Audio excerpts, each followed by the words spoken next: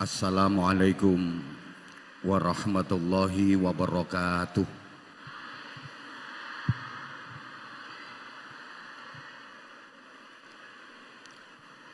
Bismillahirrahmanirrahim.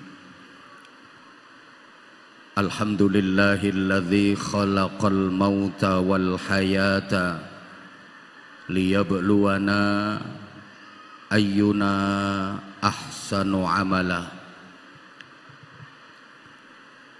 Asyhadu an la ilaha illallah wahdahu la syarikalah. Rabbul aradina was samawati. Rabbana atina min ladunka rahmah wa hayyi' lana min amrina rasyada.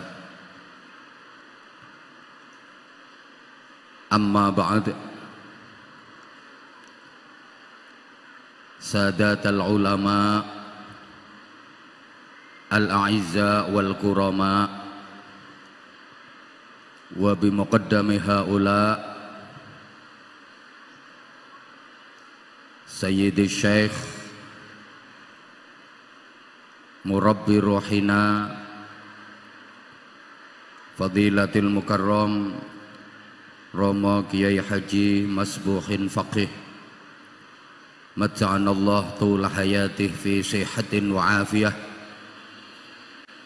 wa nafa'anallah bi'ulumih wa adamallah karamahu fid dini wad dunya wal akhirah.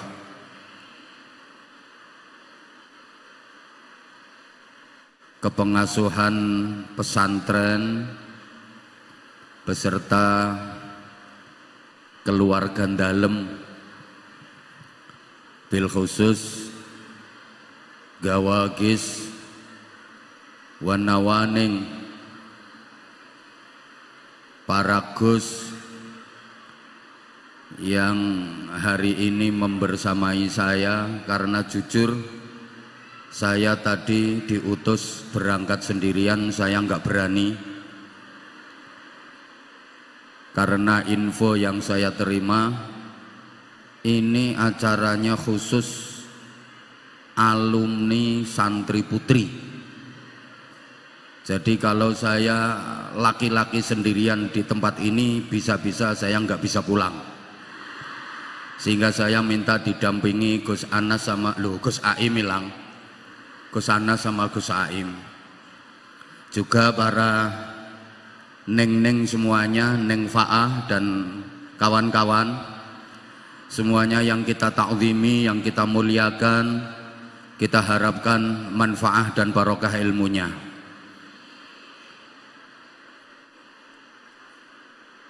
Para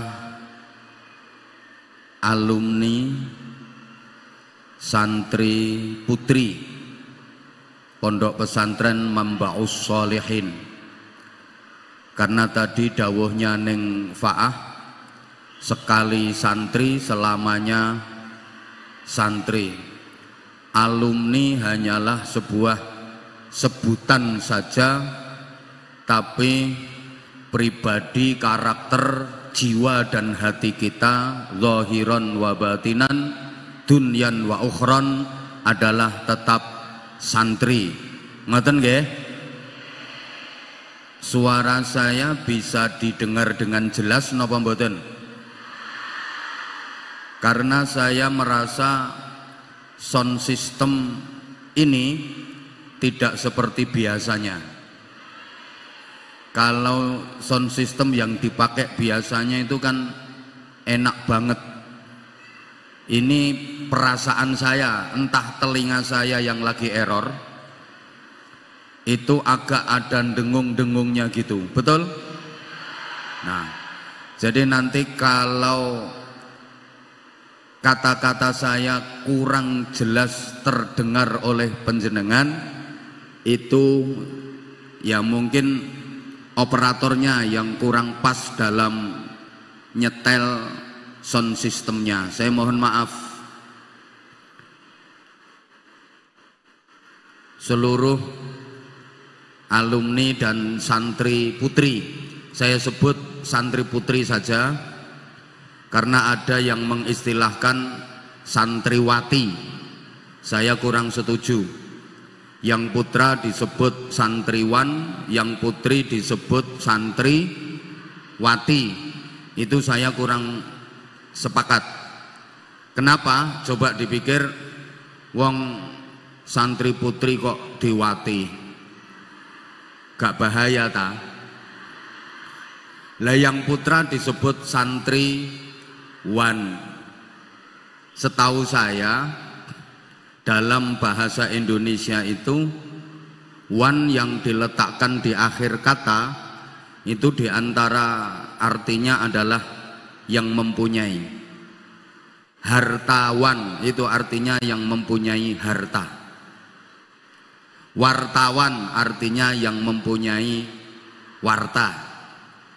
Ilmuwan artinya yang mempunyai ilmu. Lah kalau santriwan berarti yang mempunyai santri. Ya Gus Anas iki santriwan. Yang paling parah itu kalau Taiwan. Berarti yang mempunyai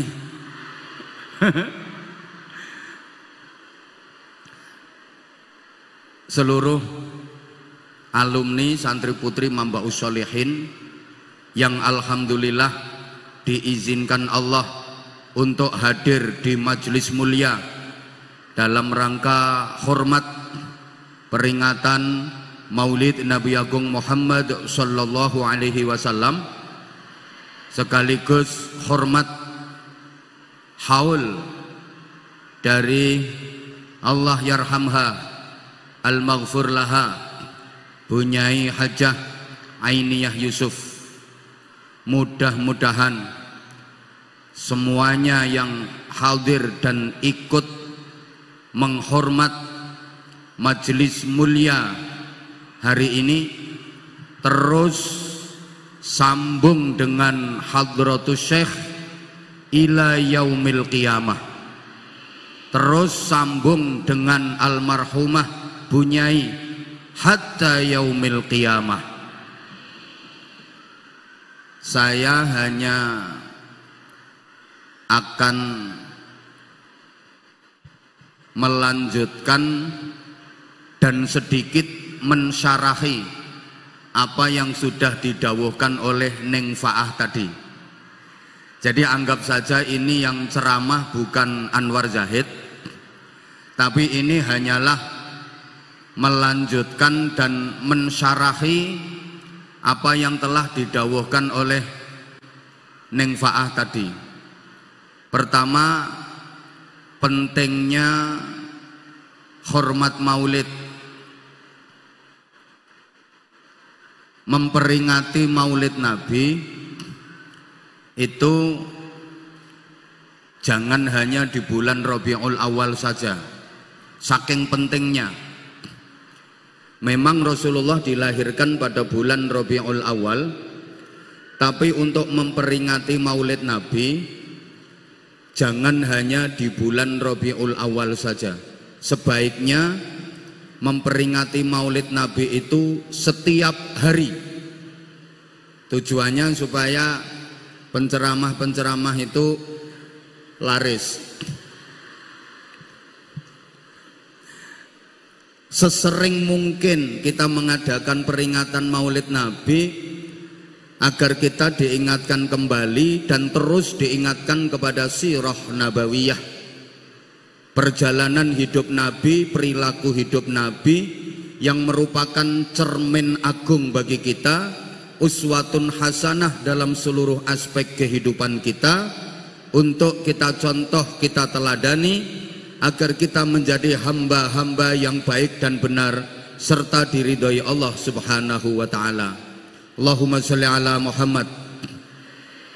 Para jamaah, jarak antara kita dengan Rasulullah itu sangat jauh. Kurang lebih 14,5 abad. Rasulullah lahir tahun 571 Masehi. Kita sekarang berada di tahun 2024. Kalau dihitung sudah 1453 tahun. Jadi jarak antara kita dengan Rasulullah itu 14,5 abad. Sedangkan kita diperintah mencontoh dan meneladani Rasulullah. Gimana caranya?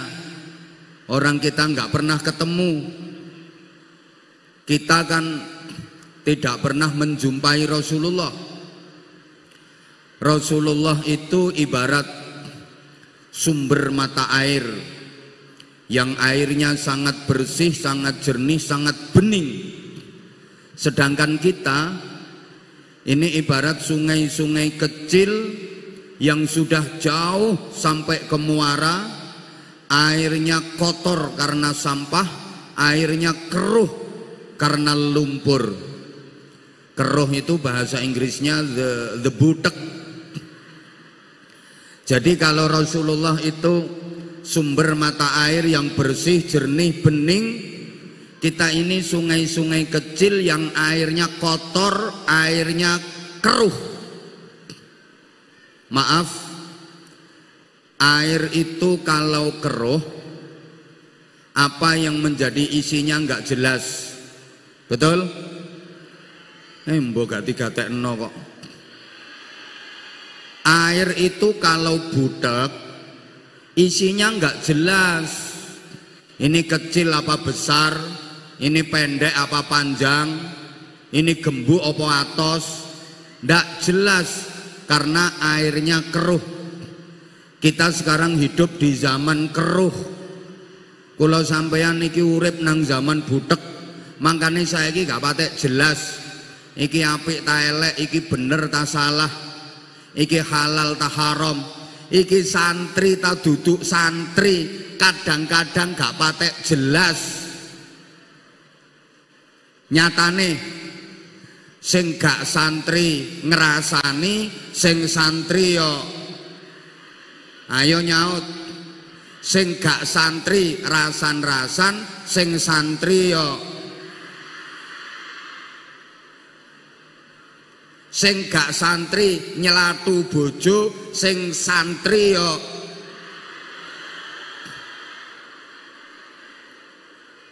sekarang gak begitu jelas. Memang kita hidup di zaman yang keruh, butek, maaf-maaf.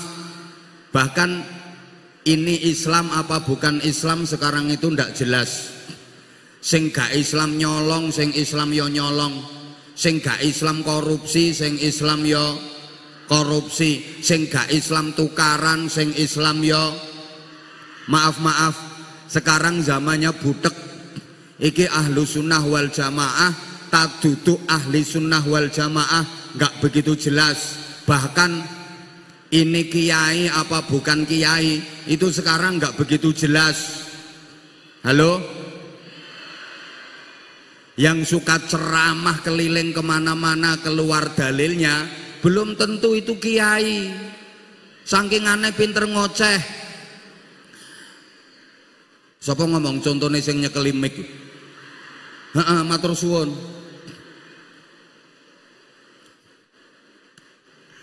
Ini istri solihah apa bukan istri solihah sekarang itu ndak jelas.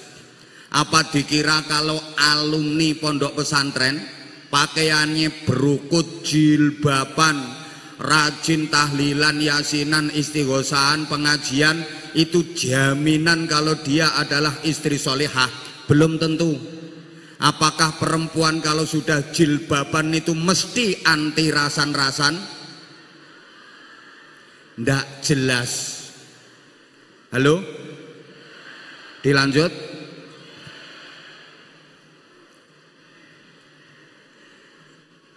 Karenanya wajib bagi kita yang butek-butek ini untuk mendekat ke sumber mata air, mencari air bersih, mencari air jernih dan bening.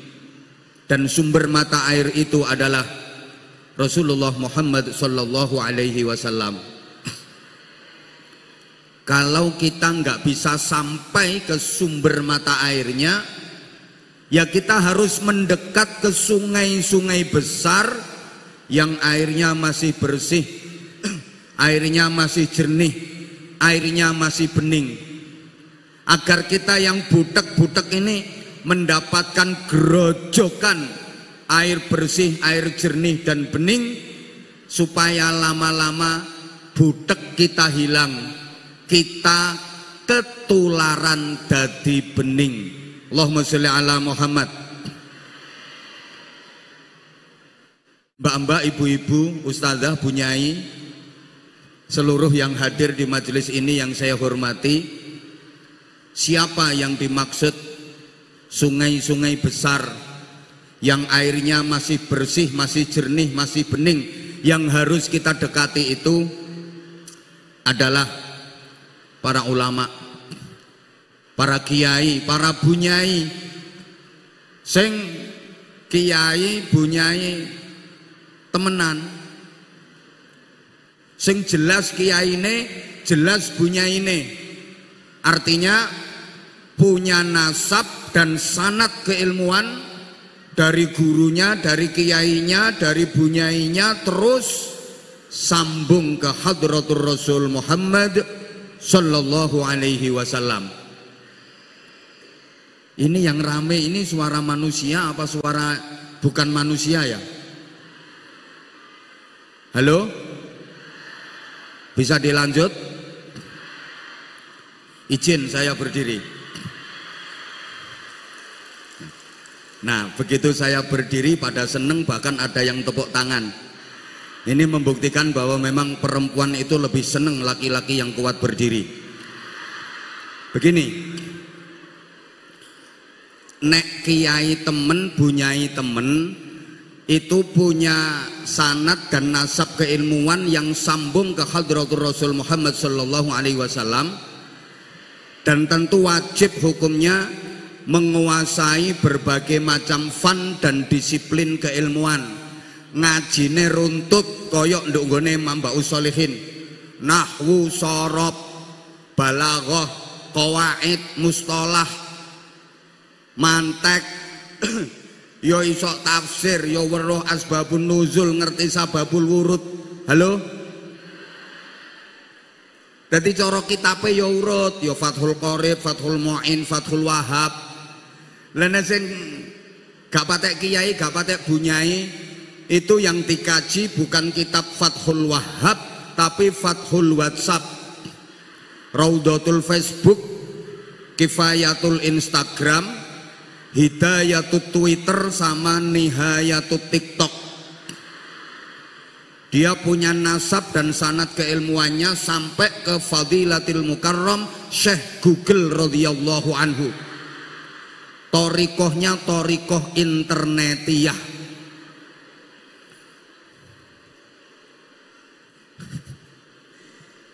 Ini penting saya sampaikan, ya Allah, karena akhir-akhir ini mulai banyak propaganda menjauhkan umat dari ulama. Sesama ulama diadu, dibentur-benturkan agar umat jauh dari ulama, umat membenci ulama.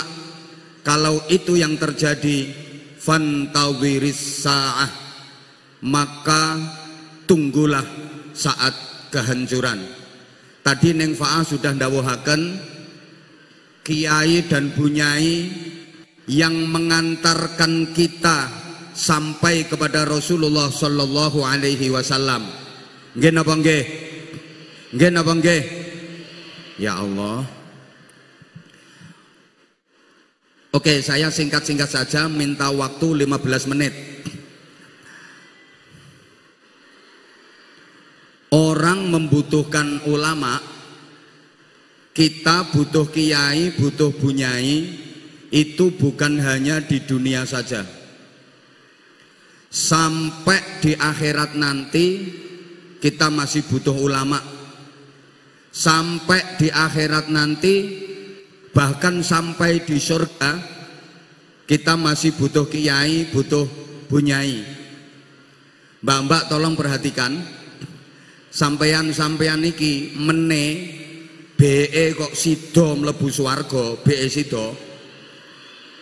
BE sido kok amin.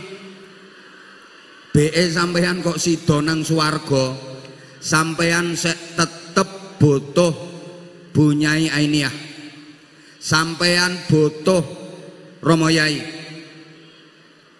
Ngene iki ana sing bantah. Lah lapo nang swarga atik butuh bunyai, lapo nang swarga atik butuh kiai. Ngene. Coba sampean buka kitab Mukhtarul Ahadits, wis gelek ana dhewe. Ada sebuah hadis, ahlul jannah yahtajuna ila ulamaihim kama hum yahtajuna ila ulamaihim fid dunya. Rasulullah bersabda, penduduk surga itu membutuhkan ulama-ulamanya sebagaimana dulu waktu masih di dunia mereka membutuhkan kiai dan bunyainya. Nang swarga iku gak butuh polisi, soalnya nang swarga gak ono maling, gak ono koruptor. Swarga yo gak butuh tentara, soalnya ndek swarga gak ono makar, gak ono pemberontakan. Ning swarga gak butuh bupati, gak butuh gubernur, gak butuh menteri, gak butuh presiden. Swarga gak butuh stempel, gak butuh tanda tangan. Tapi di surga orang masih tetap membutuhkan ulama, tetap butuh kiai, butuh bunyai. Gaya apa? Li'annahum yazurunallah kulla yaumil jumu'ah bi'tibari ayyamid dunya. Karena penduduk surga itu setiap hari Jumat ada agenda perjamuan dengan Allah. Dan perjamuan dengan Allah, berjumpa langsung dengan Allah, bisa memandang Allah, ini adalah senikmat-nikmatnya nikmat yang paling nikmat, kenikmatan yang paling agung. Itu agendanya setiap hari Jumat. Kalau sudah ngumpul, terus Allah dawuh ngene, hei para penduduk swarga, sampean jawab apa? Dalem, ngono lho. Pokoknya gayae kaya wis nang swarga. Sing gak jawab dalem gak iso mlebu swarga. He para penduduk swarga. Nah ngono. Iko kudu ngireng, iko gak melu jawab. Tak baleni. Pokoknya anggepen iki sampean wis nang swarga. Aja atek mbantah, swarga kok sumuk. Wis sumuk ambu kelek kecut. Soalnya sebelah itu lagi pasan bahuanter gini. Ayo tak baleni. Hei para penduduk swarga, ya apa awakmu kabeh nang swargaku kene seneng tagak? Ya apa awakmu nang swarga iki kerasan tagak? Swargaku iki enak tagak? Ya apa nikmat-nikmat sing tak sediakno kurang tagak? Mosok penduduk swarga jawabane ngono. Lah iki lho masalahnya, Mbak. Ketika ditanya sama Allah, apakah nikmat-nikmat yang aku sediakan ada yang kurang? Mereka semua diam. Ndak ada yang berani cemluwit. Kenapa? Saking haibahnya Allah. Takut. Padahal sakjane yo kepingin ngomong. Karena keinginan penduduk surga itu dinamis dan terus bertambah. Tambah pengen, tambah pengen, tambah pengen. Dan Allah selalu menyediakan. Cuma kate ngomong izin. Saking haibahnya Allah. Ayo koyok sampean nih lo misale kepingin isok sungkem nang Romo Yai, wes kepingin pol. Suatu ketika kepanggih estu sampean bisa simpuh persis di depan Romo Yai. Lu ngono iku lho sampean kate ngomong apa ini iso kelagepan. Nggih napa mboten? Jangankan ketemu Romo Yai sing alim, sing zuhud, sing warok, wong sampean ketemu aku ae wis selting ngono. Gayane aku kok ketemu Abah Anza. Pokoknya golek ketemu aku kate ngene kate ngene. Begitu di hadapan saya mati kutu. apalagi yang udah ngefan lama. Allahumma sholli ala Muhammad. Yang kedua, ngerasa nek wis dikei nikmat akeh gak karuan, sementara ibadahe gak bejaji. Wong amale yo mek ngene ae lho. Wis dikei nikmat gak karuan ambek Gusti Allah, kok kate ngomong kurang isin. Akhirnya mereka hanya saling pandang sesama penduduk surga. Jawil-jawilan sak kancane, "Mbak, sampean kurang apa, Mbak? Aku sakjane kepengin kerupuk opel. Kerupuk opel swarga. Cuma aku gak wani ngomong. Aku yang ngono, aku sakjane kepengin es dawet. Tapi aku gak wani ngomong." Lah, fayal tafituna ila ulamaihim. Maka mereka menoleh kepada kiainya, kepada bunyainya, matur koyok jenengan niku benjing matur tenggene bunyai. Nanti bunyai yang matur dateng Gusti Allah. Sampeyan mangke bunyai, nun sewu kula kepengin duren. Bunyai yang matur ke Allah. Lek sampeyan ngomong dhewe gak wani. Mbok paham mbok enggak ngene. Sehingga kiai-kiai, bunyai-bunyai itu besok menjadi penyampai aspirasi penduduk surga kepada Allah. Makanya saya kalau ceramah di luar itu sering saya sampaikan, kiai-kiai, bunyai-bunyai itu besok di akhirat akan menjadi anggota Dewan Perwakilan Rakyat Surga. Nang donya gak dadi anggota DPR gak apa-apa Gus Anas, gak paten. Wong dadi anggota DPR gajiane yo gak jelas saya kok. Tapi insya Allah jenengan benjeng Gus Anas, Gus Aim iki meneh dadi anggota Dewan Perwakilan Rakyat Surga. Tapi yo DPRD tingkat 7. Halo? Dilanjut? Nah DPR jenengan, DPR kula jenengan nggih Hadratus Syekh Romo Yai Bunyai iku DPR kula sampean. Ngono iku lek sampean tetep sambung, lek sampean tetep diakui dadi santrine, mangkane selalu ditekankan jo nganti putus cara ati, cara roh, cara kepribadian, karakter karo pondok pesantren, karo kiai ini, karo bunyai ini. Halo, ya Allah, sampean dadi konstituene Romo Yai Bunyai lek sampean isok ngelestarekno nerusno perjuangane, ngamalno dawuh-dawuhe. Makanya ya Allah, apa yang didawuhkan oleh Romo Yai, apa yang diwasiatkan oleh beliau, jangan sampai tidak diamalkan. Semaksimal mungkin panjenengan lampai, panjenengan estoaken. Ngoten nggih? Nah, sekarang apa yang diwariskan oleh Bunyai, apa yang diwariskan oleh para ulama alladzina hum warasatul anbiya, pewarisnya para nabi. Karena kita bicara dalam lingkup pondok pesantren, jamaah sekalian, kita akan bicara tentang warisan dari para ulama yang bernama pondok pesantren. Kalau kita urut sejarahnya, itu mulai zaman Nabiullah Ibrahim alaihi salam. Allah mengutus nabi dari bangsa Arab Selatan, namanya Nabi Hud alaihi salam. Diberi kaum yang disebut dengan kaum Ad. Wa ila adin akhahum Huda. Nah, kaum Ad ini nakal-nakal, bejat-bejat, akhirnya dibinasakan oleh Allah. Di Arab Selatan gagal.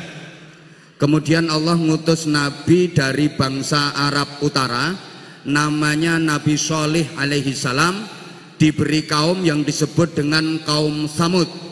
Wa ila samuda akhahum Shalihah. Sama kayak kaum Ad, kaum Samud ini nakal-nakal, dihancurkan oleh Allah. Di Arab Utara juga gagal. Jadi Arab Selatan gagal, Arab Utara juga gagal. Kemudian Allah ngutus nabi, la minal lori wala minal kiduli,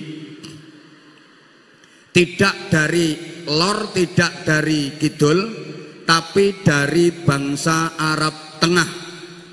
Dipilihkan dari suku yang dikenal paling ganteng wajahnya, paling fasih lesannya, paling gagah tubuhnya. Dan nabi utusan itu adalah Ibrahim alaihi salam. Setelah Nabi Ibrahim, para jamaah, semua nabi dan rasul itu adalah zurriyahnya Nabi Ibrahim alaihi salam. Nabi Ibrahim dipilih Allah dari suku yang dikenal paling fasih lesannya, paling gagah tubuhnya, paling ganteng wajahnya. Makanya didawuhaken ma arsalallahu nabiyan illa wa hasanal wajhi. Allah tidak mengutus seorang nabi pun kecuali berwajah ganteng. Jadi semua nabi niku ganteng-ganteng. Lah nek saiki al ulama warasatul anbiya, kiai iku pewarise nabi. Ayo tontonan titenono, roto-roto kiai iku ganteng-ganteng. Umume masih gak patek ganteng, tapi lek wis dadi kiai ada aura tersendiri. Ayo tontonan raiku.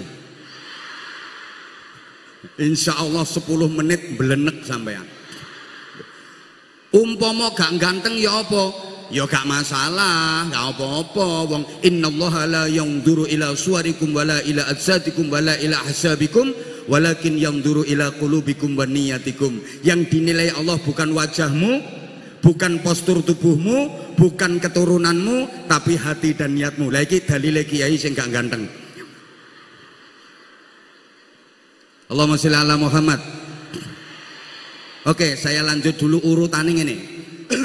Nabi Ibrahim punya anak dari istri yang bernama Hajar, putranya bernama Ismail alaihi salam. Oleh Allah diberi pusaka Masjidil Haram di Makkatil Mukarramah. Nabi Ibrahim punya anak lagi dari istri Sarah, nama putranya adalah Ishak alaihi salam. Oleh Allah diberi pusaka Masjidil Aqsa di Baitul Maqdis, Palestina.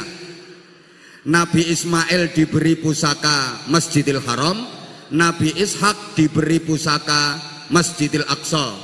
Maka kita tahu Isra-nya Rasulullah itu minal Masjidil Haram ilal Masjidil. Ya Allah, ayu-ayu kok bisu. Pokoknya lek sampean semangat, insya Allah aku ngaji rodok suwe.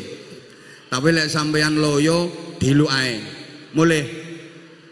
Isra-nya Rasulullah itu napak tilas minal Masjidil Haram ilal Masjidil. Nah, gitu dong.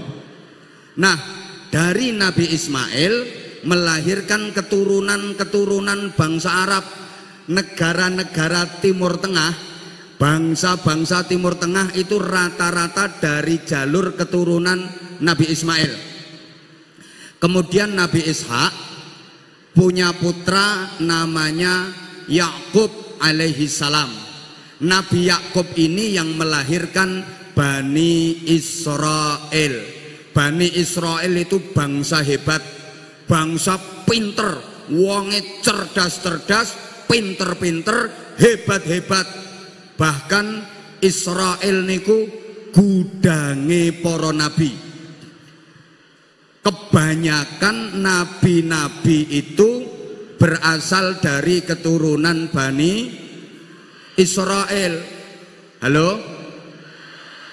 Malah dulu kalau ada nabi yang bukan dari Bani Israel, itu direbut sama Bani Israel untuk dibani Israelkan.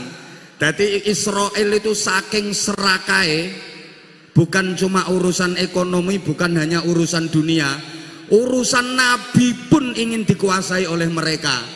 Sehingga sampai sekarang pun Israel nggak mau mengakui kenabian Muhammad Shallallahu Alaihi Wasallam karena Nabi Muhammad bukan dari keturunan Bani Israel. Dulu kalau ada nabi yang bukan dari Bani Israel itu direbut sama Bani Israel, diboyong ke Israel. Contoh Nabi Ayub alaihi salam.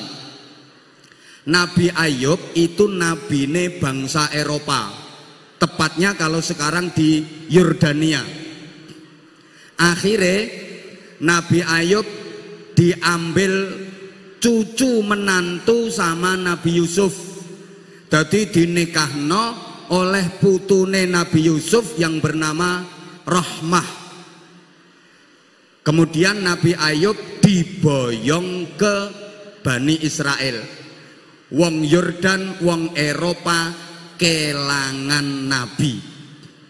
Tapi lumayan, udah pernah punya nabi. Walaupun akhirnya kelangan nabi, tapi kan wis tahu duwe nabi. Timbangannya Indonesia, setiap ono nabi mesti palsu.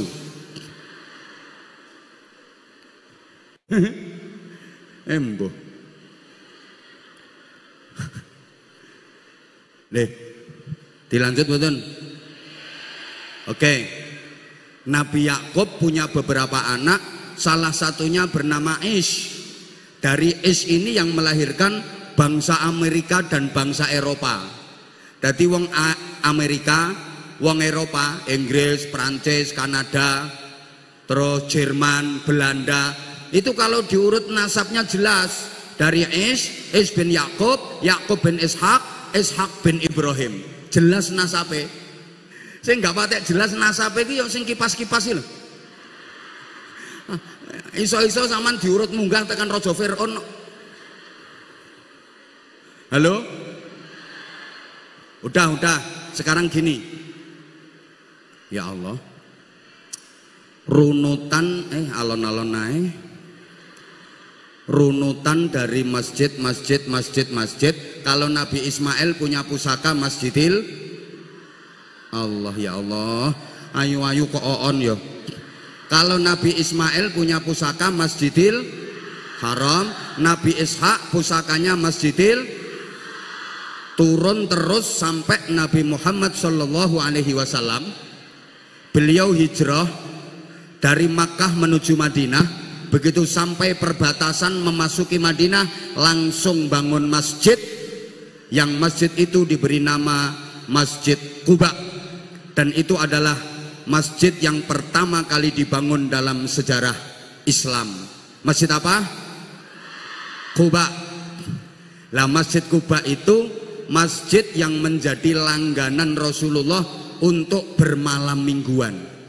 Jadi Kanjeng Nabi niku yo malmingan, malam mingguan.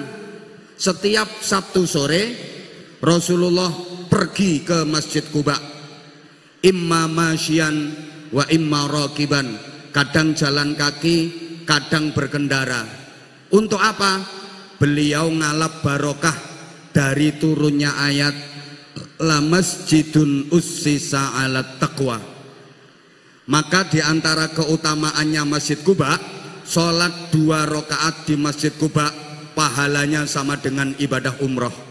Kalau sholat 4 rakaat di Masjid Quba pahalanya seperti umroh 2 kali. Halo? Kemudian Rasulullah masuk ke jantung kota, dulu namanya Yathrib, kemudian berubah jadi Thaibah, kemudian berubah lagi jadi Madinah. Rasulullah nyari tempat yang strategis untuk bangun masjid. Yang masjid itu sekarang kita kenal dengan nama Masjid Nabawi di Madinatul Munawwarah. Mudah-mudahan seluruh yang hadir ikhlas berada di majelis ini sampai acara doa selesai nanti bisa ke sana. Ke sana nanti tanganku ilo nanti. Tanganku merono kok sampean amin. Merono iku nang benjeng. Ya mudah-mudahan bisa ziarah ke Madinah dan Makkah untuk menjalankan ibadah umroh. Aku gak wani ndongakno sampean haji, gak wani. Soalnya saiki haji itu ono syarat yang paling abot, bukan duit. Syarat paling abot adalah as-sabru bil antri. Lah antriane lho 40 tahun. Lah nek saiki umure sampean misale wis 55, daftar saiki berangkate 40 tahun maneh, berarti meneh sampean wis umur 95, tutuk ta. Makanya aku gak wani ndongakno sampean haji timbangane gak mandi.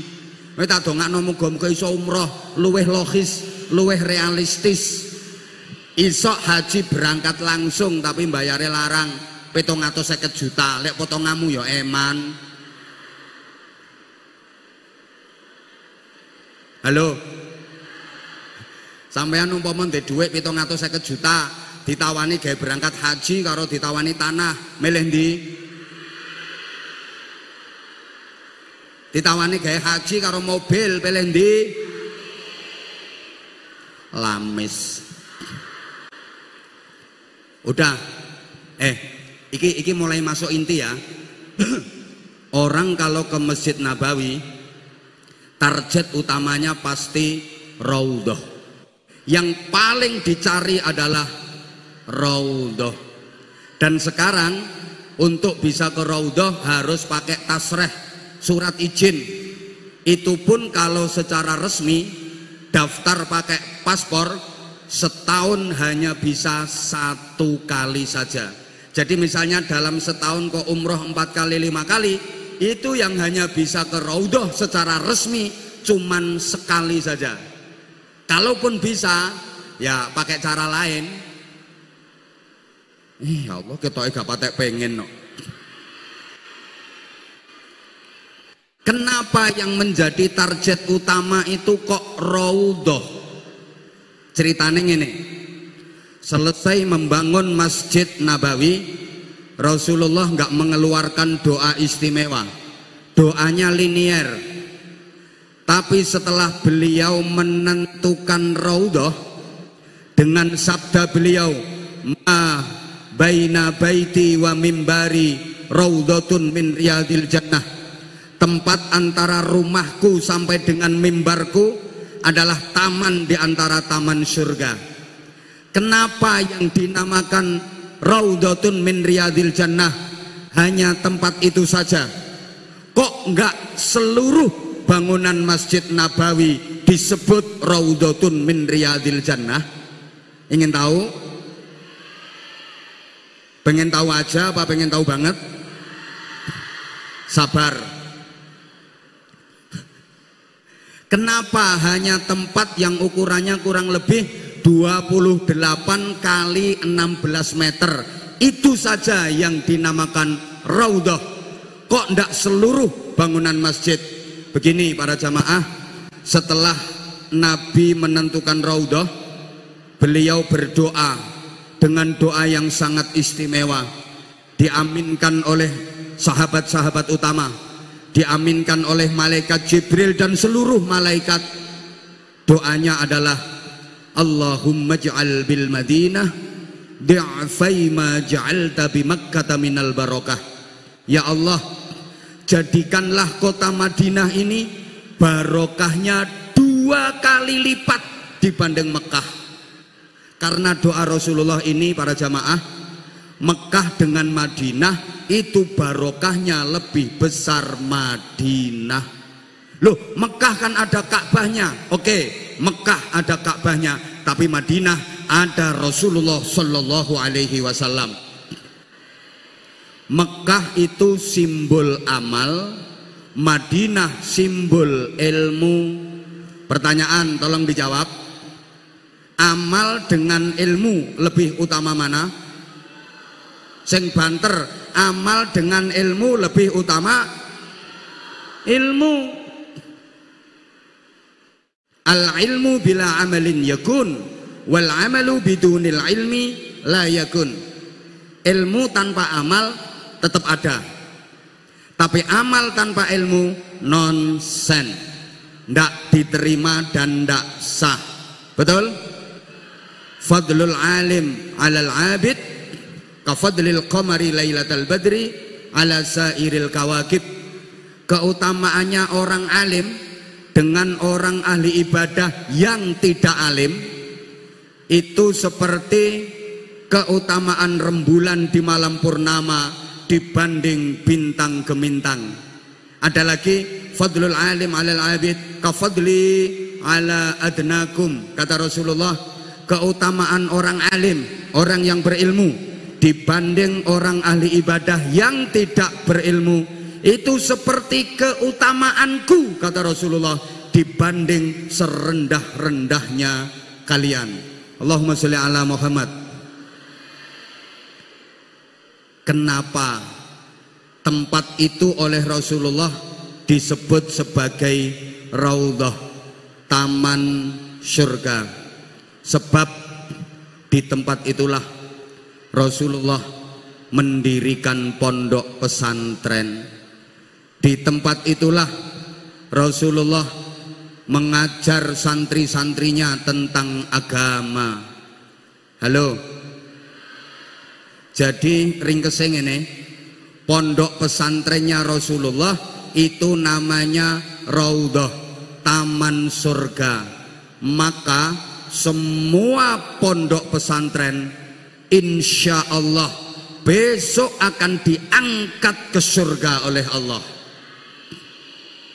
Lek diterusno, semua orang yang pernah mondok di pesantren, ngaji dan riyadhah di pesantren, insya Allah masuk surga. Tak baleni, amine gak patek semangat. Karena pondok pesantrennya Rasulullah itu disebut taman surga, maka semua pondok pesantren yang nasabnya sambung kepada pondok pesantrennya Rasulullah akan diangkat ke surga oleh Allah, termasuk Mamba'us Sholihin. Dan semua orang yang pernah mondok di pesantren, pernah nyantri di pesantren, insya Allah masuk surga. Alumni pesantren semua masuk surga. Nek nyumbang, nek gak nyumbang gak katut, gak sambung. Halo. Loh. Lah Rasulullah bersabda, man ro'ani dakhalal jannah wa man ro'ani dakhalal jannah ila yaumil qiyamah. Siapa yang pernah melihat aku masuk surga, siapa yang pernah melihat orang yang melihat aku masuk surga. Man sofahani dakhalal jannah wa man sofahani dakhalal jannah ila yaumil qiyamah. Man ta'allama bi dakhalal jannah wa man ta'allama bi dakhalal jannah ila yaumil qiyamah. Nah, tak waca arang-arang yo gak ngerti ae kok. Wis sering kesing ngene. Sapa wonge tau ngaji nang aku mlebu swarga. Sapa wonge tau ngaji nang wong sing tau ngaji nang aku mlebu swarga. Terus sambung sampai dina kiamat. Rama Yai ngaji ten kene Rama Yai Abdullah Faqih, ngaji ten kene Rama Yai Ahmad Marzuki, ngaji ten kene Rama Yai Abdul Hadi, munggah terus ngaji ten kiyaine, ngaji ten kiyaine, ngaji ten kiyaine sampai ngaji dateng Kanjeng. Halo. Ya Allah. Lanjut. Oke. Mbak-mbak ngapunten minta waktunya nggih. Bentar. Tapi sebentarku ya sak jam. Kadung gelem. Pangapunten. Dan di raudhah itu malaikat Jibril lebih sering turun menemui Rasulullah daripada di masjidnya. Berdasarkan penelitian hadis, malaikat Jibril itu lebih sering menemui Rasulullah di raudhah daripada di masjidnya. Dan di raudhah pula turun hadis-hadis inti, hadis-hadis utama. Kayak hadis tentang Islam, iman, ihsan itu turunnya di Raudhah. Pokok hadis-hadis yang pokok, yang inti, yang utama itu banyak turun di Raudhah. Yang lain yang di luar itu ya partai tambahan. Makanya kiai dan santri ngaji serius itu yang ngaji di pondok pesantren, di Raudhah. Buka kitab. Qala al-musannifu wasyarihu rahimahumallahu wa nafa'anallahu bi'alumihima wa hasyarana fi zumratihima. Kiai ngaji serius itu ya di pondok, balah buka kitab. Lah nek diundang non jobo partai tambahan. Yang penting syai'un lillahi lana wa lahumul Fatihah. Mbah paham mbah enggak? Loh, saya saja ngaji serius itu ya kalau di pondok, ngedep santri, buka kitab. Itu saya ngaji serius. Tapi kalau saya diundang keluar, ya wes pokoknya yang penting oleh kota antemi kok iso oleh barokah. Nah, pon santrine Kanjeng Nabi nggih kathah. Siapa santrinya Rasulullah yang ada di Raudhah itu? Ada sahabat yang la minal muhajirin wala minal ansor, tidak berasal dari kaum muhajirin, tidak berasal dari kaum ansor. Ini sahabat-sahabat yang tinggal di teras-teras masjid, biasa disebut ashabus suffah. Ketuanya Abdurrahman bin Sokhr, atau kita kenal dengan nama Abu Hurairah. Jadi Abu Hurairah itu lurah pondoke Kanjeng Nabi, Rois Am pondoke Kanjeng Nabi niku sahabat Abu Hurairah. Dan santrinya Rasulullah itu berasal dari jauh-jauh. Ada santri yang berasal dari Jerman, namanya Suhaib Ar-Rumi. Dari Jerman mondok ke Madinah, mondok kepada Rasulullah. Ada yang berasal dari Iran, Salman Al-Farisi. Ini berasal dari Persia, Iran, mondok neng Madinah, nanggone Kanjeng Nabi. Bahkan ada yang dari Ghana Selatan, Afrika, namanya Bilal bin Robah, mondok neng gone Kanjeng Nabi. Santrine teko ado-ado, mangkane mbak-mbak titenono. Pondok pesantren dikatakan pondok pesantren serius, kiai dikatakan kiai temenan, iku santrine teko ado-ado. Titenono. Pondok endi ae iku kapan diarani pondok temenan, kiai temenan, santrine mesti teko ado-ado. Langitan, Ploso, Lirboyo, Sarang, termasuk Mambaus Sholihin, mulai Aceh sampai Papua ada. Iki pondok temenan. Lah nek santrine lagi ngutek sak RT, wi rondok pondok. Halo? Lah nek Bojonegoro, nggonku ya iya. Loh. Dipikir pesantren saya santrinya cuma satu kampung atau satu kecamatan, satu kabupaten. Sorry ya. Sama dari mulai Aceh sampai Papua ada. Kan punya ikon. Loh, kiai temen titenono. Kiai temen iku santrine mesti teko ado-ado. Lah nek santrine sik sak RT rong RT, yo rodok kiai ngono. Sampean ning omah. Halo. Bunyai temen iku nek santrine teko ado-ado. Makane sampean nduk omah duwe murid, duwe santri lagi teko desane dhewe karo desa sebelah, aja kesusu ngaku bunyai. Guayae salaman gak dicucup tangane muangkel. Gak weruh lek aku bunyai ta. Mbek mlakune jentit. Lek bunyai temen yo gak ngono. Halo? Dilanjut? Oke.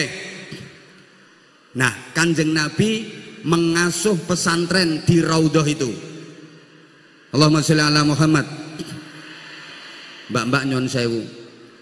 Garwane Kanjeng Nabi yang diajak ngasuh pesantren niku sinten? La haula wala quwata illa billah. Iki wis alumni lho iki. Kira tau ngaji tareh ta. Halo. Garwane Kanjeng Nabi yang diajak ngasuh pesantren sinten? Aisyah. Garwane Kanjeng Nabi kata. Tapi yang diajak ngasuh pesantren Aisyah. Makanya Rasulullah menyatakan inna ahabban nisa ilayya Aisyah wa inna ahabbar rijal ilayya abuha. Wong wedok sing paling tak senengi iku Aisyah. Wong lanang sing paling tak senengi iku bapake Aisyah. Sinten? Abu Bakar Siddiq. Pertanyaan, kenapa Sayyidah Aisyah paling dicintai sama Rasulullah? Apakah karena cantik? Ternyata bukan. Memang Sayyidah Aisyah itu cantik banget. Sampai Rasulullah punya panggilan khusus untuk beliau. Ya Humaira, wahai yang putih kemerah-merahan. Wayu, cerdas, wayu, akhlakul karimah, sholihah, ahli ibadah. Cerdas, wayu, ahli ibadah. Itu Sayyidah Aisyah. Umpama cara kene no kaya endi ya, sik. Gelekane be ono. Sik endi ono tagak ya sing ya mirip-mirip Aisyah lah, sik. Iki kok penceng ya ngacung. Sik. Gak ono sing ndok ngisor gak ono. Be sing nang ndukur ono tagak. Sing mirip-mirip Aisyah. Ana padha ae. Sorry Neng, enggak level Neng. Memang Sayyidah Aisyah cantik, tapi kalau soal kecantikan, saya baca riwayat semua istri Rasulullah itu cantik-cantik semua, enggak ada yang enggak cantik. Semuanya cantik-cantik. Tapi yang tercantik adalah Sayyidah Sofiyah. Sinten? Sofiyah. Iku sampai pernah waktu itu mau diambil sama Dihyah Al-Kalibi, tapi malaikat Jibril turun atas perintah Allah. Halo? Sejarahnya lak ngono sih. Selesai perang Khaybar, salah satu tawanan perang itu adalah Sofiyah. Nah, ketika mau bagi-bagi itu Dihyah Al-Kalibi itu sahabat Nabi yang paling ganteng. Sahabatnya Kanjeng Nabi yang terkenal rupawan, ganteng itu namanya Dihyah Al-Kalibi. Sampai seringkali malaikat Jibril kalau menjumpai Rasulullah menyerupai manusia itu pakai wajah dan tubuhnya Dihyah Al-Kalibi. Saking gantengnya. Akhirnya selesai perang Khaybar ditanya, Dihyah, kamu punya jasa besar untuk perang Khaybar, kamu minta apa? Dari rampasan perang, hasil kemenangan kita, kamu minta apa? Jawabannya Dihyah sederhana, ya Rasulullah, saya nggak minta apa-apa, saya hanya minta Sofiyah saja. Kata Rasulullah juga tahu, oh ya oke, pantes, kamu ganteng, Sofiyah cantik. Di antara seluruh sahabat yang paling layak mendapatkan Sofiyah ya kamu. Oke, nggak apa-apa. Terima kasih ya Rasulullah. Kemudian Dihyah Al-Kalibi baru mungkur beberapa langkah. Malaikat Jibril turun menemui Rasulullah. Ya Rasulullah, innaha la tahillu illa laka. Sesungguhnya Sofiyah tidak boleh dinikah siapapun kecuali engkau wahai Rasulullah. Jare Kanjeng Nabi, waduh Mas Bril, telat. Wis kadung dijaluk Dihyah Al-Kalibi. Kata Jibril, ini perintah Allah. Sofiyah nggak boleh dinikah siapapun. Sofiyah hanya untukmu wahai Rasulullah. Akhirnya, terus gimana Jibril? Tadi aku udah ngomong tak keno Dihyah Al-Kalibi. Panggil Dihyah Al-Kalibi. Dipanggil, Dihyah, labbaik ya Rasulullah. Balik maneh. Ada apa ya Rasulullah? Kanjeng Nabi niku canggih. Akhirnya tadi kamu kan minta Sofia. Iya ya Rasulullah. Kamu kan ganteng. Iya ya Rasulullah. Sofia kan cantik. Iya ya Rasulullah. Karena Sofia cantik dapat orang ganteng kan pantas. Iya ya Rasulullah. Ayyuma ajmal baini wa bainak. Sekarang kamu sama aku lebih ganteng mana? Yang ganteng jenengan. Kalau gitu Sofia untuk aku. Ya udah, dan para sahabat itu secinta apapun pada sesuatu, kalau yang minta Rasulullah pasti dikasih. Allahumma sholli ala Muhammad. Jadi istrinya Kanjeng Nabi sing paling ayu niku Sayyidah Sofia. Sampai dibikin ungkapan sama penyair Arab, perempuan cantik itu kalau seperti Sofia, jamilatun min ba'id, malihatun min qarib, atwaluhunna idza qamat wa a'dhamuhunna idza qa'adat. Dilihat dari jauh nampak cantik, dilihat dari dekat nampak manis. Kalau berdiri kelihatan tinggi langsing, kalau duduk ngebeki kursi.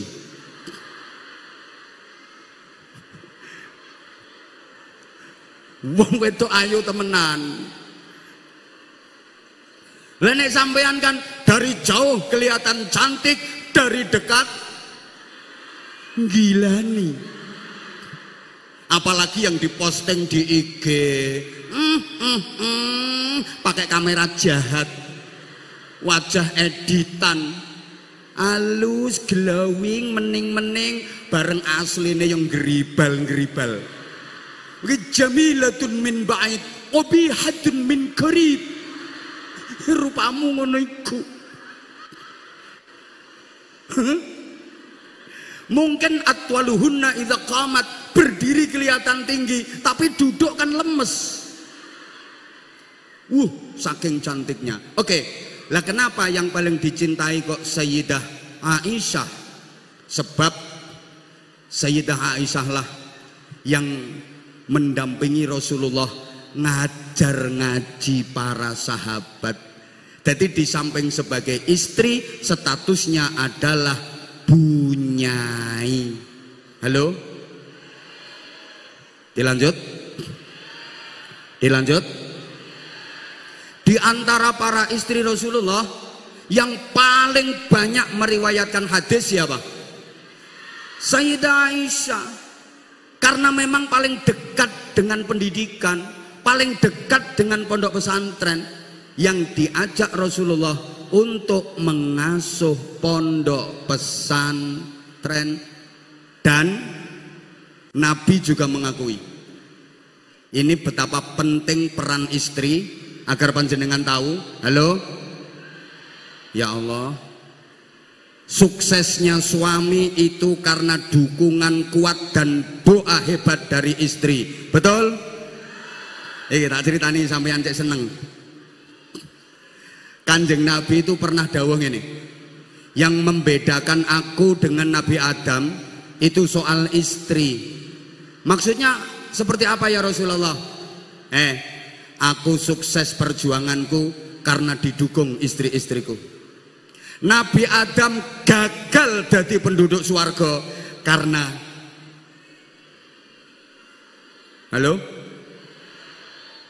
Nabi Adam gagal jadi penduduk swarga sampai dikeluarkan dari surga ya karena tidak bisa mengendalikan istri. Istrinya Nabi Adam itu ojo-ojo provokasi terus. Nabi Adam tak berdaya. Rasulullah, aku berhasil perjuanganku karena didukung istri. Mulai pertama istriku yang bernama Khadijah mencurahkan harta, benda, waktu, tenaga, pikiran, jiwa, raga, bahkan nyawa demi mendukung perjuanganku. Coba, halo? Hartanya Sayyidah Khadijah itu 600.000 awak. Kalau dikruskan sekarang 200 triliun rupiah. Ayo ono wong wedok sing duwe dhuwit 200 triliun, gak apa-apa aku gelem. Dan 200 triliun itu semuanya digunakan untuk modal perjuangannya Kanjeng Nabi. Ayo coba. Aisyah juga begitu. istri-istri Rasulullah yang lain juga begitu, membackup, mendukung seluruh perjuangan Rasulullah. Maka di balik suami yang sukses pasti ada istri yang tahes. Dan di balik istri yang sukses biasanya ada suami yang stres.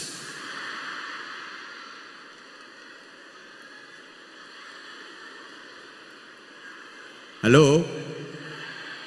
Loh, saya itu paling tidak seneng kalau istri hanya dianggap sebagai konco wingking.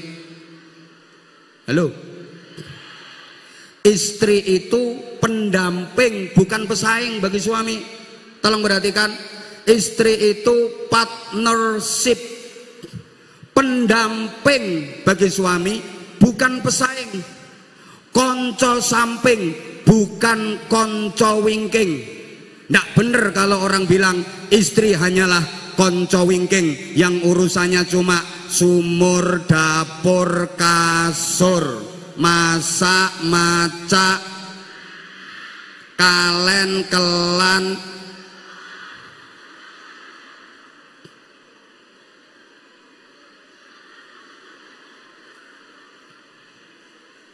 Istri diciptakan dari tulang rusuk suami. Tulang rusuk itu letaknya di tengah-tengah tubuh. Ini mengisyaratkan bahwa istri dengan suami itu berdiri sama tinggi, duduk sama rendah. Tidak diciptakan dari tulang kepala untuk disunggi-sunggi terus. Tidak pula diciptakan dari tulang kaki untuk diinjak-injak sama laki-laki. Tapi dari tulang rusuk yang letaknya di tengah-tengah tubuh. Understand? Maka sekali lagi saya katakan, suksesnya suami itu karena doa. Sing banter, suksesnya suami itu karena doa. Mbak-mbak dan ibu-ibu yang sudah bersuami, saya ingatkan, wong lanang iku lalian. Suamimu itu pelupa. Maka biar ingat, tolong nanti pulang dari sini ditulis gede di tembok rumah masing-masing. Wahai suamiku, suksesmu karena doaku. Jadi begitu suami masuk rumah, baca tulisan itu langsung makdek. Wahai suamiku, suksesmu karena doaku. Benar banget istriku, suksesku karena memang karena doamu. Oleh karena itu kalau aku pengen tambah sukses, berarti yang mendoakan aku juga harus tambah lagi. Allahumma sholli ala Muhammad. Banyak wanita yang prestasinya luar biasa. Zaman Rasulullah itu ada 4 orang wanita yang namanya sama, Aisyah, yang hebat-hebat semua. Diterusno napa mboten? Setengah 12, masih ada waktu 15 menit. Oke. Ini kita belum bicara pondok ya ini. Ya udah nanti kalau diundang lagi aja. Ada 4 wanita hebat yang namanya sama-sama Aisyah. 1, Aisyah bintu Abi Bakrin Siddiq, Ummul Mukminin, garwanipun Kanjeng Nabi, yang tadi udah kita singgung. Cantik, cerdas, berakhlakul karimah, ahli ibadah, sholihah, intelektual, perawi hadis. Ini ahli di bidang pendidikan. Ada lagi namanya Aisyah binti Sa'ad. Ya Allah, gak digatekno.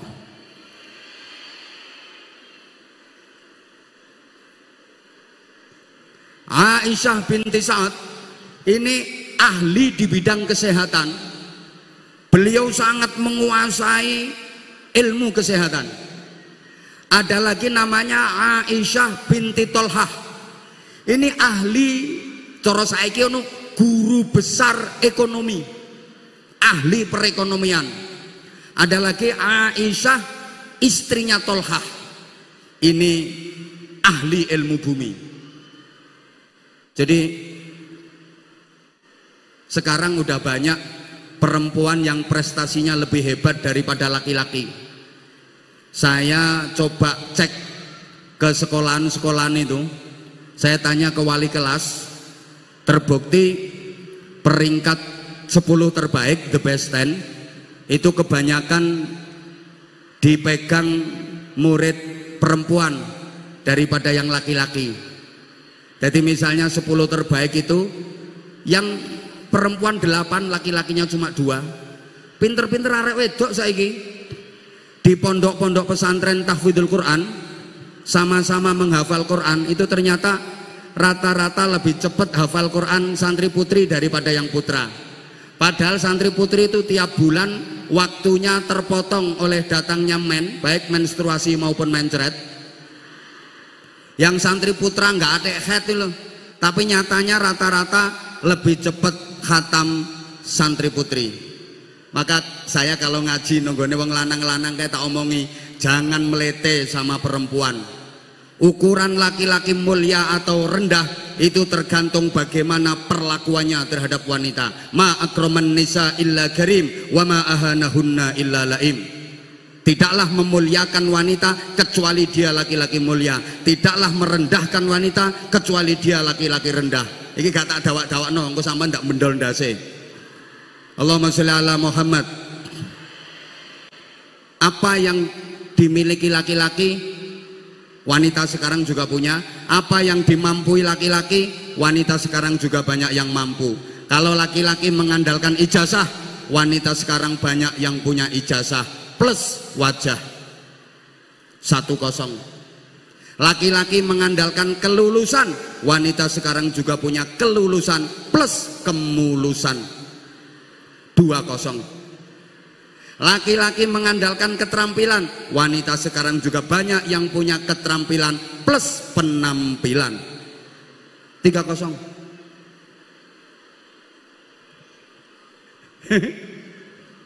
Laki-laki mengandalkan skill, wanita sekarang juga banyak yang punya skill plus skill. 4-0.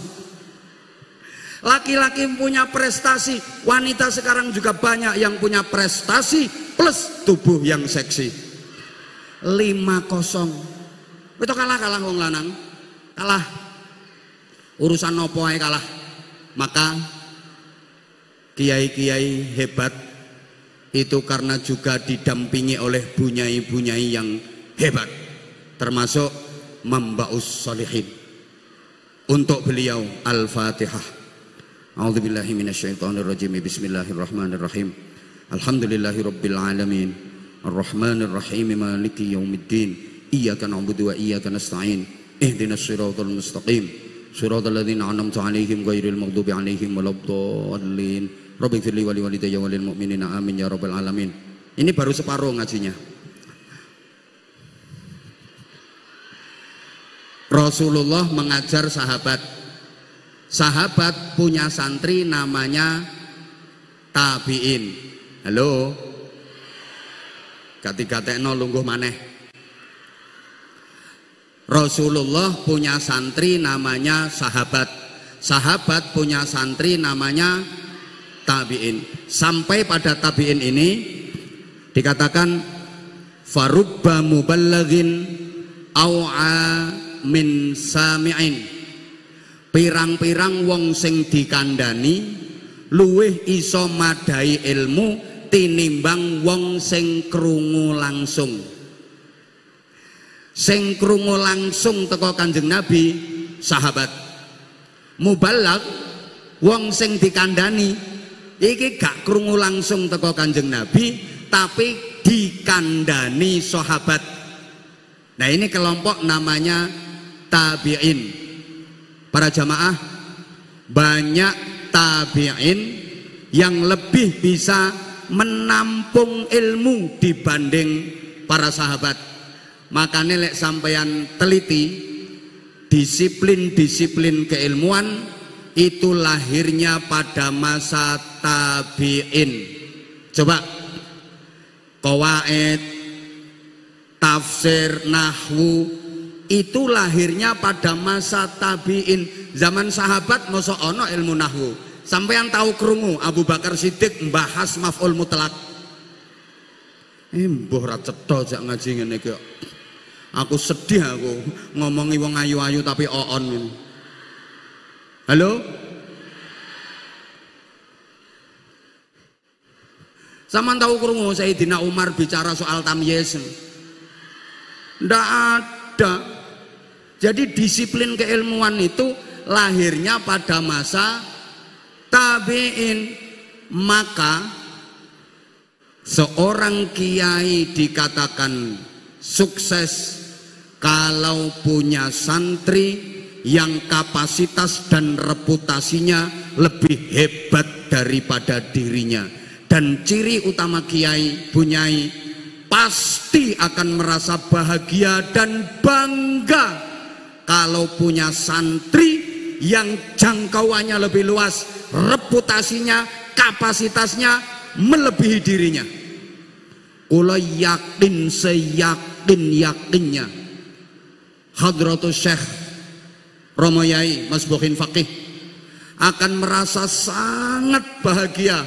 Beliau berbangga ketika ada santrinya yang bisa mendirikan pesantren yang lebih besar daripada Mambaus Sholihin, bisa menjadi estafet penerus perjuangan Mambaus Sholihin. Makanya sekarang dibuka cabang-cabang Mambaus Sholihin. Ada Mambaus Sholihin 1, ada Mambaus Sholihin 2, ada Mambaus Sholihin 3, ada Mambaus Sholihin 4, 5, 6, 7, 8 sampai 9. Nggih. Udah tambah 10 apa belum? Ya Allah, gak nyaut tok. Oi. Oi. Turun terus setelah zaman sahabat, tabi'in sampailah ke Indonesia. Masuk ke Indonesia kurang lebih abad ke-14. Jadi Islam masuk ke Indonesia itu agak telat. Kawasan-kawasan lain udah dimasuki Islam abad ke-7, tapi Islam masuk ke Indonesia dalam bentuk pergerakan itu abad ke-14. Memang abad ke-10, 11 udah mulai ada, tapi belum dalam bentuk pergerakan. Gerakan penyebaran Islam itu di abad ke-14. Jika dibanding dengan kawasan lain, ketinggalan. Allahumma sholli ala Muhammad. Islam itu sudah masuk ke Spanyol abad ke-7, dibawa oleh Tariq bin Ziyad. Makanya lahir ulama ahli gramatika, ahli di bidang ilmu nahwu yang ngarang Nazam Alfiyah.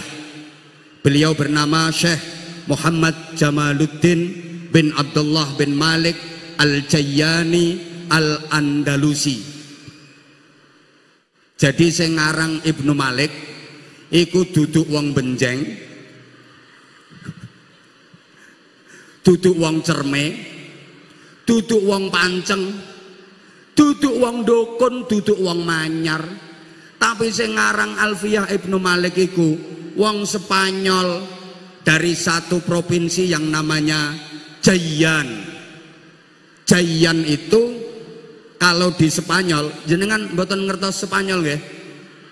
Ya Allah, kidule nduduk. Tekon nduduk ngidul nek becak ya 2 tahun setengah. Jayan itu kota yang menjadi kekuatan ekonomi di Spanyol. Jayan. Nah, masuk ke Indonesia dadi mall arane Giant. Lah mergo Islam nang Spanyol buyar, mangkane Giant nang Indonesia ya melu buyar. Wis gak ngandel ya wis. Iki lek aku mikir suwe. Islam udah masuk ke Irak abad ke-6, dibawa oleh Khalid bin Walid. Islam masuk ke Mesir dan kawasan Afrika awal abad ke-7 yang membawa Amr bin As. Halo. Bahkan Islam sudah sampai Rusia itu abad ke-7. Sa'ad bin Abi Waqqas merintis dari Azerbaijan, Makanya sampean kalau baca hadis rawahul Bukhari, hadis ini riwayat Imam Bukhari, iku dudu Imam Bukhari tonggomu bakal sego goreng. Imam Bukhari wong Rusia. Islam udah masuk ke Iran abad ke-7, dibawa oleh Abu Ubadah Ibnul Jarrah. Makanya sampean lek ngaji kitab Fathul Qaribul Mujib, iku karangane sapa? Karangane Syekh Ahmad bin Husain bin Ahmad Al-Asfihani. Asfihan itu daerah mana? Asfihan itu kota terbesar kedua di Iran setelah ibu kota Teheran. Dan Asfihan ini sampai sekarang paling ditakuti sama Amerika Serikat. Sampai saiki satelit keamanannya Amerika Serikat terus dihadapkan ke kota Asfihan karena di situ ditengarai jadi pusat pengayaan uranium nuklir. Amerika yang negara adidaya superpower, negara besar, wedi ambek nuklir. Padahal nuklir melebung Gresik dipangan ambek wong Gresik. Dadi bakso nuklir. Oke, wong Indonesia itu sakti-sakti. Yakin Amerika nggak akan berani sama orang Indonesia karena orang Indonesia sakti-sakti. Panganane bakso nuklir, bakso granat, sambele ae mercon. Wong Indonesia nduk Surabaya iku ana rawon setan. Dipangan ambek wong Indonesia. Arek cilik-cilik lho doyan molen. Oh, top wong Indonesia. Tongseng ya dimplok. Wong Indonesia ku hebat-hebat. Ibu-ibu nggih sayur ya sayur kunci kok. Berarti bumbune kan gembok, tangobeng. Ana ibu-ibu sore-sore kletis-kletis mangan jajan, ditakoni keponakane, "Mangan apa, Bek?" "Kopeng gajah." Wong Indonesia ku sakti-sakti. Kapal selam ya dipangan. Halo. Wes. Dadi ngapunten, Islam masuk Indonesia iku telat. Mulane wong Indonesia iki lek gawe acara apa-apa mesti iki cocok karo fitrah sejarah masuk Islam nang Indonesia. Lek gak telat gak Indonesia. Semakin telat semakin Indonesia. Jadi ono kiai diundang kon ceramah jam 8, tekone jam 10, itulah Indonesia. Kalau nggak telat bukan Indonesia. Halo. Dilanjut. Kesel aku. Terus Kanjeng Sunan Ampel ngerintis pondok pesantren. Santrine mirip koyok santrine Kanjeng Nabi. Tekon dindi. Ono santri putra kerajaan Sriwijaya namanya Raden Husain, akhirnya dadi Adipati Terung.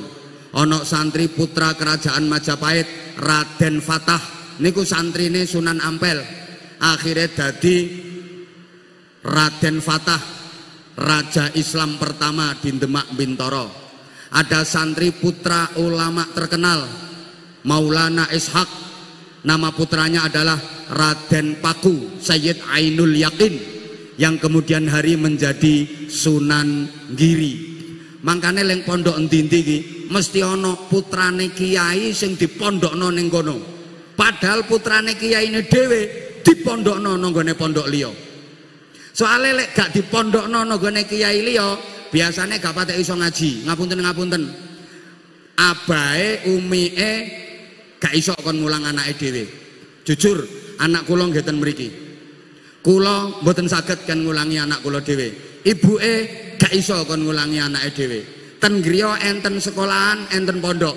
Umpama anak kula kok sekolah nang gone dhewe, mondok nang gone dhewe, nakal.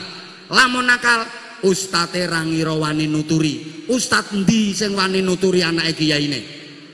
Karena di pondok pesantren ada departemen tertinggi yang paling ditakuti semua santri, namanya Departemen Kualat. Halo? Ada santri yang putranya sendiri memang Maulana Makhdum Ibrahim, akhirnya dadi Sunan Bonang. Maulana Sayyid Qasim, akhirnya dadi Sunan Derajat. Bahkan ono santri sing mantan begal, mantan rampok, namanya Raden Syahid Brandal Lokojoyo. Akhirnya dadi Sunan Kalijogo. Ini bukti wong nakal kecekel kiai dadi wali, julukane Sunan Kalijogo. Lah nek sing nyekel duduk kiai iso-iso malah dadi Sunan Jogo Kali. Tukang mancing. Tak terusno titik sampai zaman perjuangan, para kiai yang mampu menggelorakan semangat jihad melawan penjajah. Lek sampean teliti sejarah, pahlawan-pahlawan itu banyak kiainya. Komandannya para kiai, pasukannya adalah para santri. Walaupun banyak yang tidak tercatat dalam sejarah. Kenapa kiai mampu menjadi komando untuk menggelorakan semangat patriotisme melawan penjajahan? Karena pada masa itu semua muskilah, semua problem keumatan bisa diselesaikan pada tingkat kiai. Allahumma sholli ala Muhammad. Wong biyen iki urusan apa ae sambatane nang kiai. Nggih napa nggih? Anak nakal mara nang kiai. Yai anak kula nakal nyuwun barokah, nyuwun disuwuk. Nakale ya apa anakmu? Pun talah pokoke nakale 17 derajat kaya fadilah salat jamaah. Disuwuk ambek kiai. Utange akeh ya mara kiai mbiyen. Yai utang kula kathah yai. Niki wayahe ditagih, kula njaluk donga cek gak ditagih. Gampang, wacana ayat kursi ping 1000 gak atek ambekan. Aduh mati yai. Ya wes ping 1 ae. Engko lek tepak ayat mandalladzi yasfa'u indahu wacon sing dawa karo bayangno wonge. Insyaallah gak katene ditagih. Dieling-eling mesti kate dipraktekno iki. Biyen saiki wong utange akeh gak mara kiai, koperasi simpan pinjam. Soale wong-wong wis weruh kiyaine dhewe utange akeh. Lek sampean delok pahlawan-pahlawan nasional iku akeh sing kiai. Kiai Mojo, kiai besar, pondoknya besar, santrinya banyak. Halo. Kiai Imam Bonjol. Kiai iku musuh londo perang sak garwane. Istri pertama namanya Bunyai Cut Nyakdin, istri kedua namanya Bunyai Cut Mutiah. Iki jane kate ana Bunyai maneh gak sida, Cut Tari, Cut Keke, Cut Meriska. Iku Bunyai Mardut. Kiai Tengku Umar. Halo. Kiai Pangeran Diponegoro. Lek Pangeran Diponegoro iku Antawirya, Raden Antawirya, nama aslinya Abdul Hamid. Beliau hafal Quran, menguasai qiraah sab'ah. Ulama, mangkane fotone lak jubahan, gawe sorban, udeng-udengan. Sampeyan tau weruh fotone Pangeran Diponegoro gawe helm. Iku Satria Baja Hitam. Dan kiai-kiai yang lain. Wes. Ringkese para kiai, para santri berjuang merebut kemerdekaan, melahirkan kemerdekaan.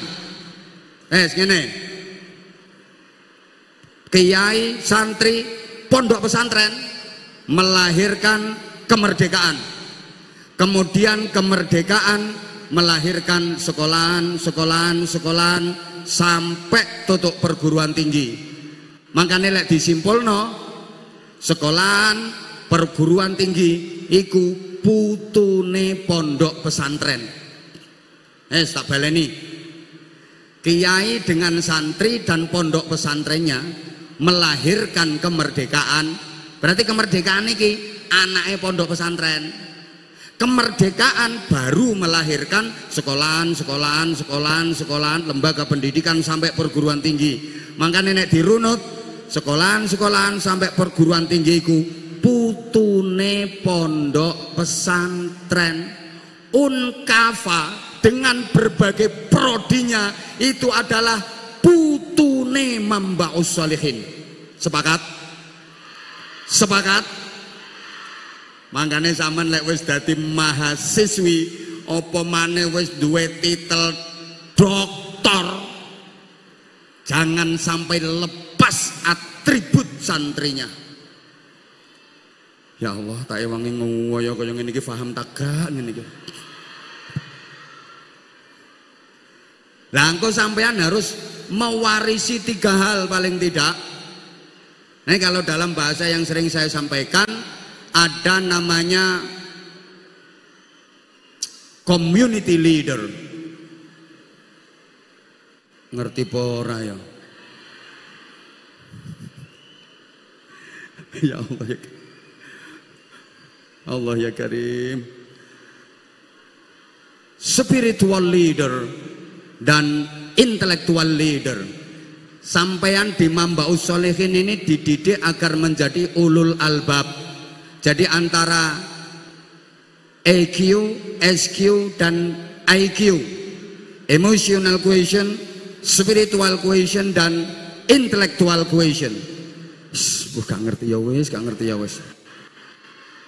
Saiki lek soal keilmuane santri pondok pesantren itu seluruh Indonesia, pondok-pondok sa Indonesia niku nek diurut sanate sampai kepada Syekh Abu Bakar Sato yang ngarang kitab I'anatut Thalibin, syarae Fathul Mu'in karya Syekh Zainuddin Al-Malibari. Aku lek pengarang-pengarang kitab niku rada tak apalno, Mbak. Soalnya nek aku ngaji tak tawasuli tak Fatihai. Halo, masih aku gak pateh iso ngaji. Syekh Zainuddin Al-Malibari. Malibari itu dudu Malioboro, Jogja, India Barat. Ya Allah, ya Allah. Mbah ngerti mbah enggak pokoknya. Lah Syekh Abu Bakar Sato iku murite Syekh Ahmad Zaini Dahlan. Terus munggah sanate teko kono kabeh. Mangkane pondok pesantren niku gudange ilmu pengetahuan. Sorry ya, Anda yang bukan alumni pondok pesantren, jangan pernah meremehkan santri. Walaupun santri itu ketoknya klumbrak-klumbruk, kaya sing keplok-keplok ku biyen rata-rata tau gudiken. Eling napa mboten? Kadang mondok sarunge ngepir, BH-ne sering ilang, turue melungker, gak ada bantal, gak ada lemek, ketoke kelumbrak-kelumbruk, tapi kecerdasannya ndak mau kalah dengan yang di lembaga-lembaga formal. Soalnya apa? Santri itu biasa diajak mikir. Sampean belajar nahwu iki mikir makna narkipi, sek ngiklal, ngiropi, narkipi, maknani, goleki rujuk sampai mejijil. Mangkane utake santriku cerdas. Halo, kulino diasah digawe mikir.